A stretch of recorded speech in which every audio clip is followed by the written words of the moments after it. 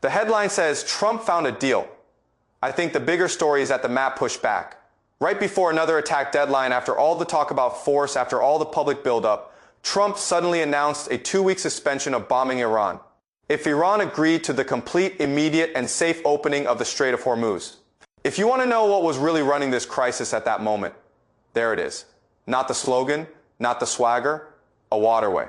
And once a war story collapses into one waterway, everything changes, because now I am not just watching a negotiation. I am watching the White House negotiate with geography, with markets, with shipping, with allies, with the fear of what happens when a narrow passage starts dictating the pace of an entire conflict. That is why the first thing I want to strip away is the neat packaging. The source document presents Trump-esque truth social post as breaking news from the White House. He says military objectives have already been met and exceeded. He says there is a workable 10-point proposal from Iran. He says almost all past points of contention have been agreed to. He says the long-term problem is close to resolution. That is the official picture. Now let me tell you why I think the unofficial picture is more important. If resolution were truly that close, you would not feel this much urgency at the edge of the deadline. You would not need the most sensitive condition in the entire crisis to sit front and center. You would not make the opening of Hormuz the hinge between bombing and not bombing. Unless that hinge had become too heavy to ignore, that is where the script really starts, not in the White House statement, in the silent admission buried inside it. The Strait of Hormuz had become the pressure chamber. Then the source starts giving us a second layer. The television panel immediately talks about politics and price. One guest says Trump had to do it if he could get terms that included an unconditional opening of the strait. Then comes the polling. 51% support the war. 54% say it was justified, but 57% say that if he can get a good deal, he should take it.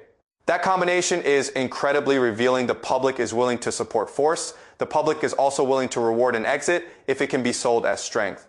So now the president is not only managing Iran, he is managing timing.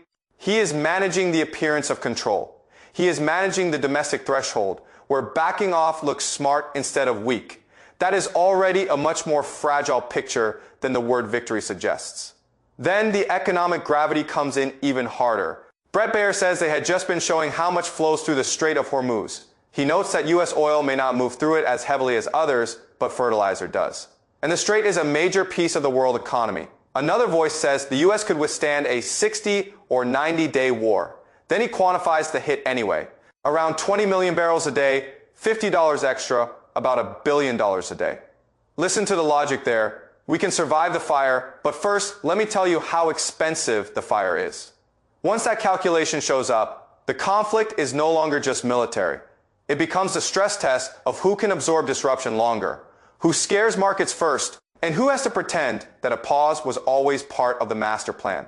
That is why I think the 2-week suspension matters so much. A 2-week pause is not peace. A 2-week pause is a countdown with better branding. It means the threat remains, the forces remain, the uncertainty remains, the condition remains, the pressure remains. Only the immediate trigger is delayed. And because the source gives us almost none of the underlying 10 points in detail, the gap between optics and substance gets even wider. We are told a deal is in the works. We are told almost all the big fights are settled. We are told this could be close to long-term peace. But what do we actually see? We see a pause connected to Hormuz. We see panelists guessing what the other points may include. We see references to nuclear material, missile programs, neighbors, and regional implications without the actual architecture in front of us. That is not a full peace picture. That is a high-stakes silhouette. And silhouettes are dangerous because they invite performance to outrun reality. The next revealing move is where the conversation goes geopolitically. One of the commentators points out that Europe and NATO are barely in the frame. He says Trump is not mentioning them, and that this is all about the countries around Iran. I think that matters for one reason. When a crisis is truly stabilizing, the circle of responsibility usually widens. When the circle stays narrow while the claims get larger, I get suspicious. If this is a long-term peace arrangement, who is carrying it? Who is guaranteeing it? Who is absorbing the spillover if it fails? Who is paying the price if Hormuz closes again next week?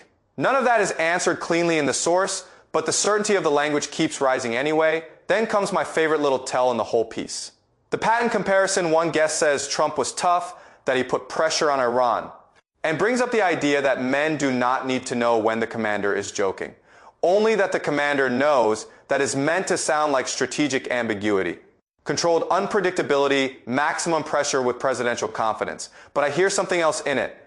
I hear a political class trying to reinterpret volatility as genius after the fact. Because if you really were fully in control, you would not need a movie metaphor to explain why the message changed at the last moment. You would not need commentators rushing in to tell everybody that the pivot itself proves strength. You would let the structure of the agreement prove it. And the structure is exactly what we still do not have. What we do have is a scene, a deadline, a threatened attack, a sudden post, a demand tied to Hormuz, a 2-week timer, a panel racing to declare relief. That is not nothing. But it is also not the same as durable control.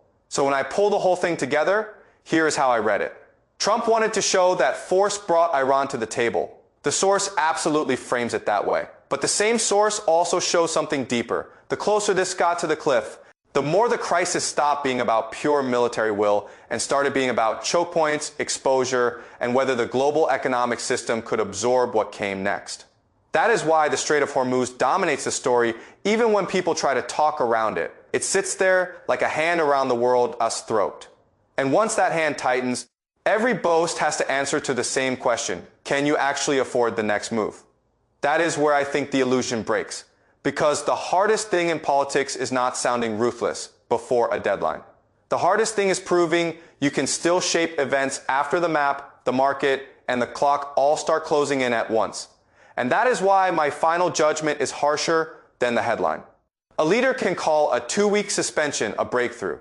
Commentators can call it a negotiated victory. Supporters can call it proof that pressure worked.